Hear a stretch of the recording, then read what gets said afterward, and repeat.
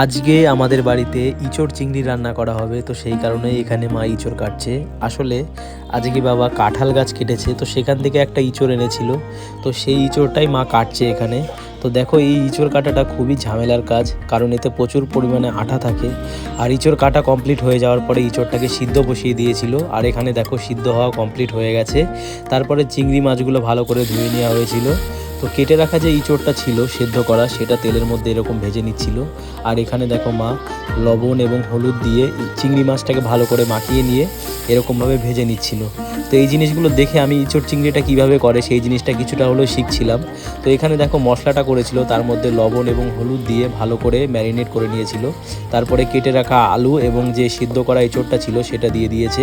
তারপরে পরিমাণ মতন জল দিয়ে কিছুক্ষণ রেখে দিয়েছিল, তারপরে চিংড়ি মাছগুলো আস্তে আস্তে দিয়েছিল। তো এটাই হচ্ছে আমাদের ফাইনাল লুক, কমপ্লিট হয়ে গেছে ইঁচড় চিংড়ি। কীরকম লাগছে তোমাদের কমেন্ট করে জানিও।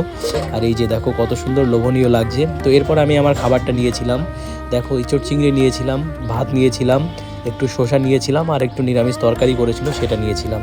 তো ভিডিওটা যদি ভালো লাগে একটা লাইক করো, চ্যানেলে যদি নতুন হয়ে থাকো তো চ্যানেলটিকে অবশ্যই সাবস্ক্রাইব করো, আমাকে একটু সাপোর্ট করো। দেখা হচ্ছে পরের একটা আরও মজাদার ব্লগে। বাই।